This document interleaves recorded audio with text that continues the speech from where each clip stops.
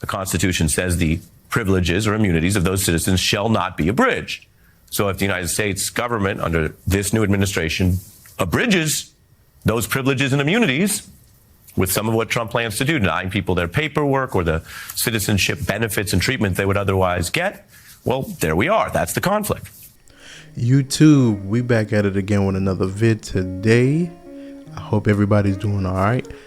I hope that you are still trying to achieve your goals and trying to reach your New Year's resolutions, because that's what we're trying to do. We're trying to get our goals and get down that weight, get that money, get that new job, whatever. We're trying to achieve and strive for better this year.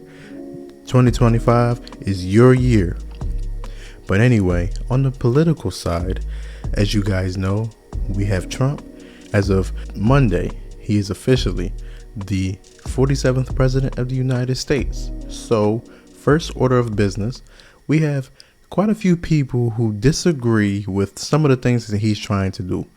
In the video previously, I had talked about him with the birthright citizenship, and there are several states actually trying to stop that and sue him so that that doesn't happen.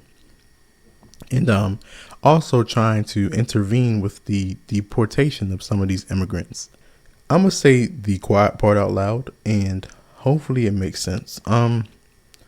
I think and I believe the main reason why a lot of people don't want to have these people deported is because they feel like they're doing the jobs that are undesired. You know, the lawn cutting and things like that.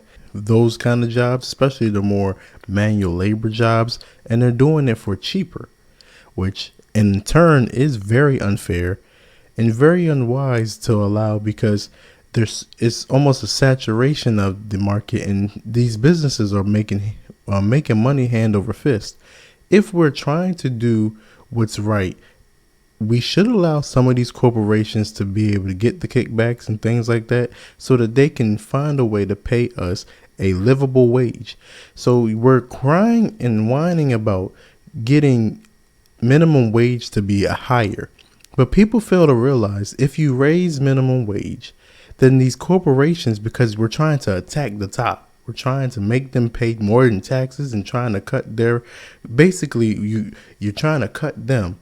But what you fail to realize is everything, it may not be a perfect situation, but I believe it can work as a trickle down. In California, they raised the minimum wage to $20, I believe, or around that. And a lot of businesses just could not handle it. So they went out of business. But that's what I'm talking about. So if we're able to help those kind of businesses that had no choice, because if you're paying minimum wage $20 and you had somebody that was there for 15, 20 years and they started lower and now they're making $20, you have to give them a bump for it to make sense or they're leaving. So now you're getting these new people. I mean, it's so much that goes into these jobs and these situations. But anyway, back to the point. The main situation is believing that these people are here and they should be able to get whatever we get as citizens is foolish. Now, I believe this is, in my opinion, another form of organized slavery. You're bringing these illegals in here, and a lot of these business owners are bringing them to their businesses and paying them pennies on the dollar and allowing them to be able to work in these businesses in basically without having to hire people and paying them a livable wage. There are some illegals who understand the system and they are able to gain the system and they'll work, but they're going to work for a livable wage because they have experience. But most of them that these people are upset about know that they're doing manual labor and, you know, jobs that a lot of people, they feel like a lot of people don't want to do. And they're able to pay them. And again, that's how these businesses are getting over. If you're so hell-bent on stopping the businesses from getting over, this is a way to do it, especially if it's done correctly. Do I believe it's going to be done correctly? I don't know, but I do hope so, because this is a route to do so. We need to be able to get back and secure this border so that America is a lot more secure. Once America is secure, then we're able to get on this economy. And then there's other things that, you know, I feel like we'll be able to do expeditiously. Anyway, I wanted to react to MSNBC and this show that we have is Ari Melber. He's reacting to the situation real quick, and I just wanted to hear what he had to say. Me personally, I don't like sitting in the echo chamber because people don't want to sit there and hear what you got to say if you're only listening to one side. I mean, your opinion isn't valid. You have to have other, differing thoughts, and then you can kind of argue your points that way. But if you're in an echo chamber with the same people saying the same thing, then at a point you're like, okay, all he's doing is echoing what he's heard. But the fact of the matter is, you have to be able to listen to people who do not agree with you for you to be able to make valid decisions with your life. That's, a life skill that you need to learn. But anyway, I want to thank you guys for sticking with me and following and subscribing. I'm going to start pushing out more videos and more content because I do like making the shorts, and, putting my face on them. But I feel like I do have a lot to offer and a good insight. And I love communicating with people and getting their insight. So I want this to be a communicative, community, and tell me if I'm wrong. Tell me if you disagree. Say whatever you want to say. It don't matter as long as it's respectful and within the YouTube guidelines.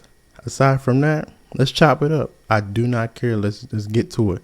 But anyway, without further ado, let's get right to this video. Some reactions to Donald Trump's first couple days right now actually overstate what he's doing, what he can do, his actual powers, which strangely echoes Trump's own exaggerated claims. Now look, immigration has been a challenge for decades in this country.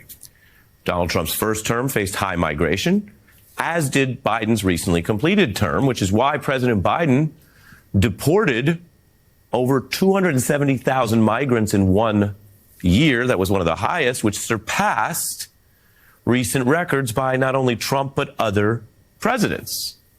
So that's a lawful deportation power, which the most recent president used and which Donald Trump used and is using. Doing that alone, to be clear, factually, is not a, quote, power grab.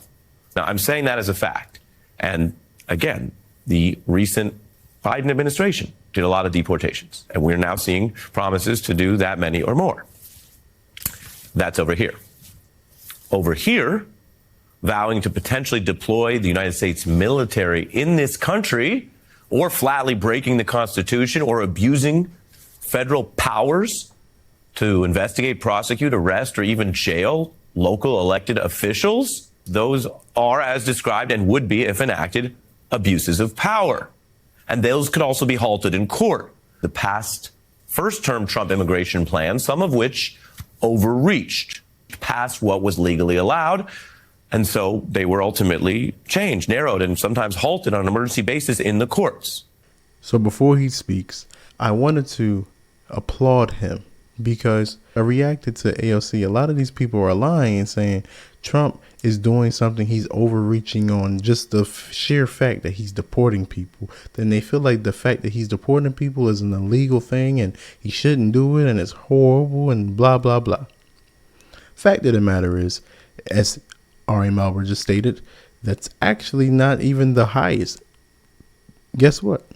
I stated Barack Obama was. Now we just saw that President Biden had the most and surpasses Trump. So we can cry and whine and all of this about how Trump and the Trump campaign and the Trump administration is trying to do something, but it's not something that is unprecedented.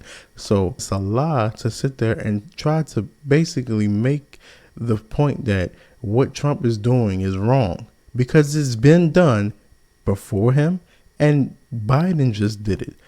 Now we're just demonizing Trump because there's an innate hate for this man. You can hate him for whatever reason, but you have to accept, just like Mr. Ari Melber did, you have to accept the fact. Now, to his other point, it would be a overreach if he utilizes the troops to, reel in, illegals. And I feel like if he decides to do that, then somebody should intervene that way. But there's no reason to intervene if he's doing what's been done. all it's going to show is how people are trying to sabotage Trump's administration already from the get-go.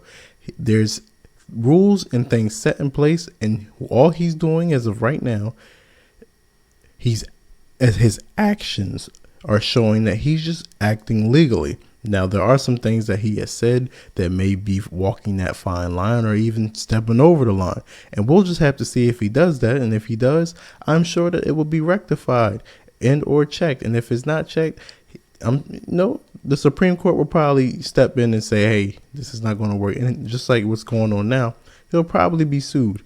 So we'll see what happens as far as the troops being deployed to get the illegals out, and we'll go from there. But as of right now, I do appreciate his insight, or Ari Melber's insight, because it was very, very, very poignant, because it's necessary to understand what is the truth and what is fabricated. And right now, we're following a bunch of fabrications. The truth and fact of the matter is, even with the horrible openings of the border, Biden still deported a lot of people within the last year or so. He obviously let in a lot of people, but he deported a lot of people as well. So you cannot be upset at Trump for doing what needs to be done. Period. End of story. We're never going to surrender, and I am never going to back down. We are here to fight. Fight. You come for my people. You come through me. Our 5-member delegation is planning to push back, fight back. Presidents in this country have broad powers, but they are not kings. We will now do ICE's job for them on a whole number of fronts. We're not going to do federal immigration enforcement. If there is any attack on the Garden State or on any of its communities from Washington, I will fight back with every fiber of my being. I have one message for President Trump. I'll see you in court. Those are just some of the local officials who are speaking out, acting, and some of them Democrats there as well, vowing to deploy their lawful powers and protect their jurisdictions. Then there is the Constitution. And I'm going to, again, be as clear as possible. Presidents must follow the Constitution. The oath President Trump took on Monday, as other past presidents have taken it, you see there, is to, quote, preserve, protect, and defend the Constitution. That's required. That is binding.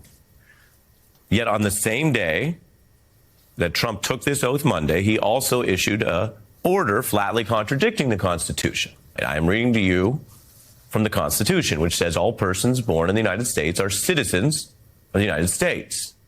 The privileges or immunities of citizens shall not be abridged. Pretty clear. It's the final word. Persons born here are citizens. And the Supreme Court ruled those words mean what they say. If you're born here, you're a citizen. That case was settled law all the way back in 1898.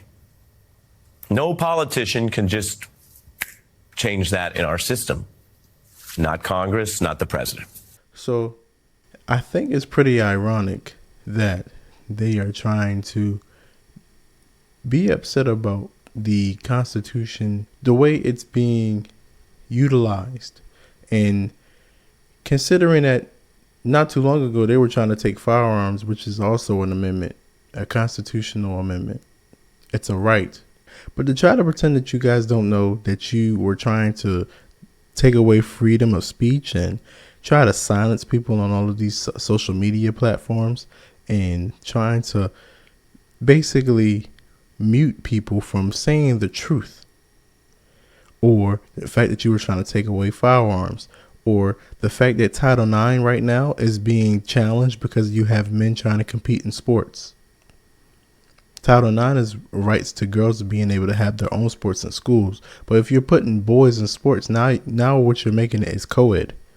You can call it what you want to call it, but the fact of the matter is, I like the hypocrisy, and I feel like it really should be studied, because at some point somebody needs to understand the problems.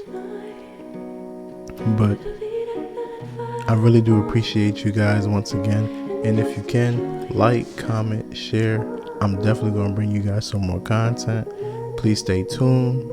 You guys be easy. Have a good one. Peace out.